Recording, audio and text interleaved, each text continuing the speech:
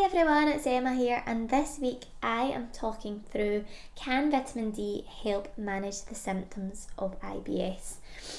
So as a nutritionist, I talk a lot about vitamin D, the sunshine vitamin that many of us, especially if you're based in the UK, we can struggle to get enough of.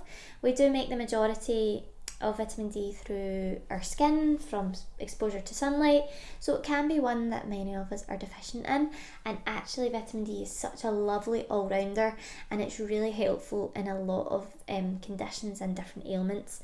So this is why today I'm hoping to run through some of the reasons that vitamin D could be potentially helpful in cases of IBS. So just a bit of a recap on IBS. For those of you who listen to my videos, this will be quite familiar, but I think it's really helpful and important just to go over it. So IBS can be really multifactorial and individual. There's so many different causes. There's so many different symptoms, so not everyone's symptoms look the same. And if you've had an IBS diagnosis, in many cases it doesn't actually tell us that much more and doesn't really inform our treatment. There's officially no known cure, but that's because it's so varied, so individual. But really it's just important to remember this, because there's often no one way to manage it, and it's very dependent on your symptoms. So sometimes symptoms might be quite clearly stemming from the upper part of your digestive system, your stomach for example. Quite often digestive insufficiency can start there. That may or may not be clear, but it's quite often the case. Then in terms of symptoms, they might be very constipation dominant, diarrhea dominant, or a mixture of both, which can often suggest constipation is actually an important one to consider. So regardless of all the ins and outs, which we do go into in other blogs, today we're here to talk a bit about the supplements, and in particular vitamin D. And there are quite a few supplements out there that have had some attention and can work certainly for some people. So from different vitamins to minerals to probiotics, and these may be working by affecting your gut bacteria or in different ways.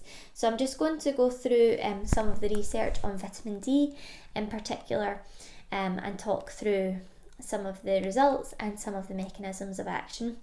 So there are actually quite a few interesting studies on the effects of vitamin D on IBS outcomes, and generally they are really positive. So some of them have been observational. So this means that the researchers just observe large groups of people, and they can look at different categories. So in this case it would be their vitamin D status. So naturally how people with a higher vitamin D status would do compared to people with a lower vitamin D status. And there did seem to be a significant trend apparent for low vitamin D status and an increase in IBS symptoms. So there did seem to be some causality there. Then there's also quite a large group of randomised control trials involving looking at outcomes in vitamin D and looking at outcomes in IBS and when we give people vitamin D. And again, the results were really positive, in that the majority of the studies saw that a supplement of vitamin D did help to improve the severity of symptoms and quality of life scores for patients who suffered from vitamin D. So very, very positive. Again, not 100%. It's not to say that it would help everyone. Again, it's so individual.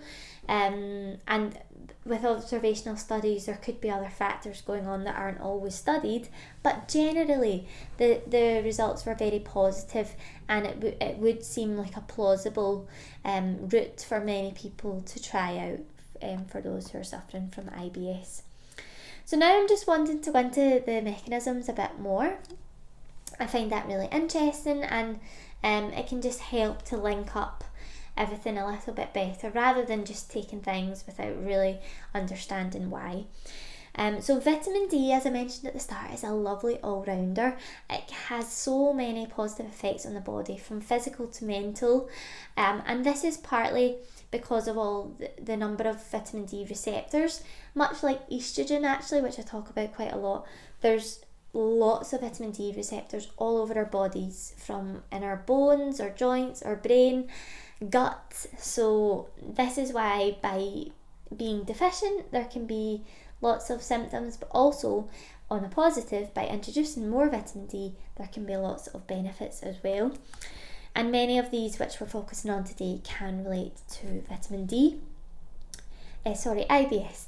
Vitamin D can relate to IBS.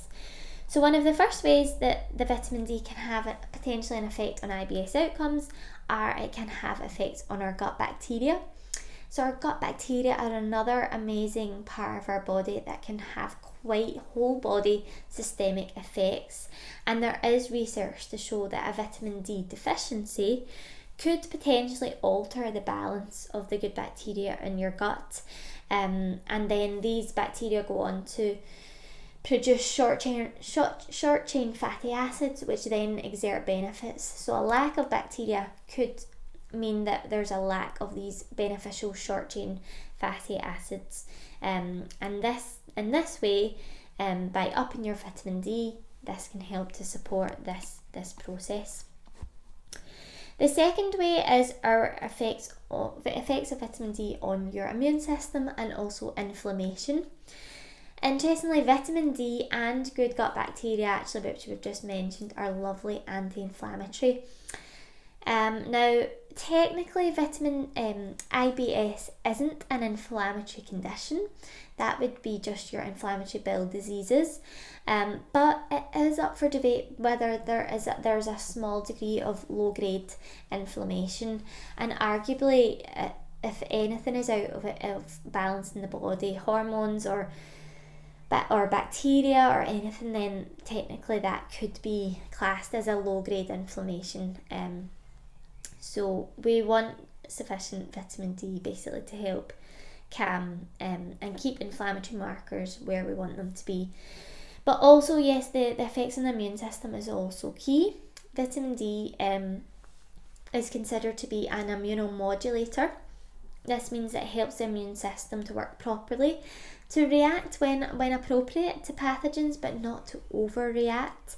And this is important when it comes to digestion in terms of food sensitivities and other symptoms that can often tie in with symptoms of IBS.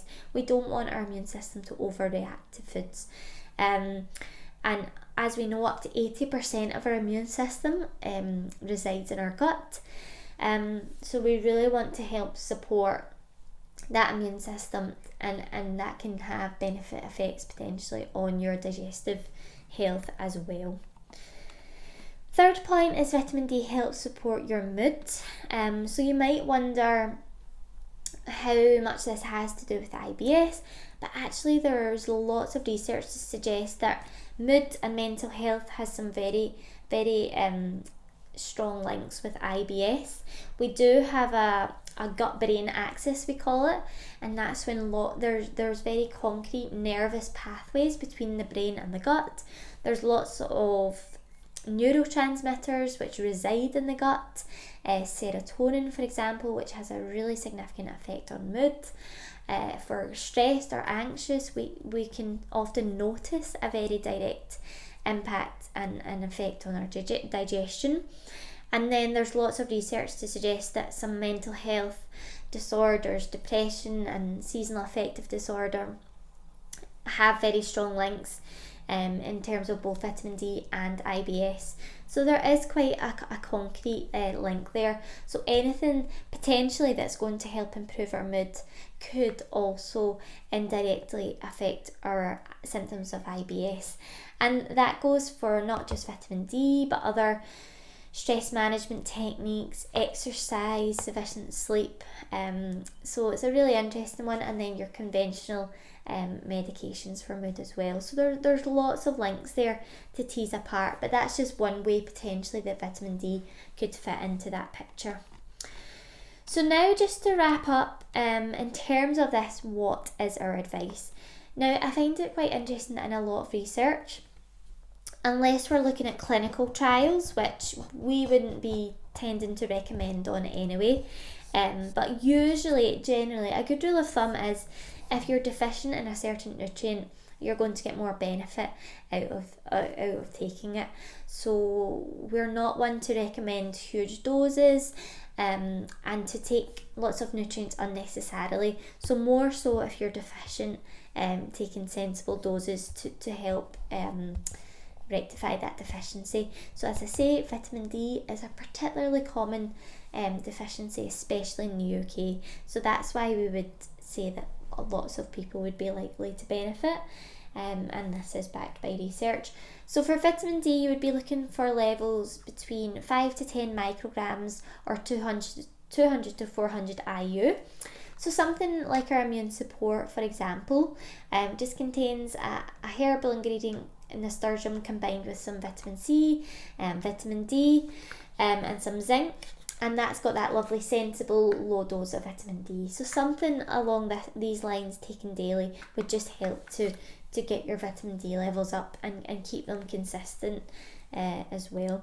Vitamin D is fat soluble especially, so it's not one that we would want to take huge doses of unless we had been told to in a clinical setting.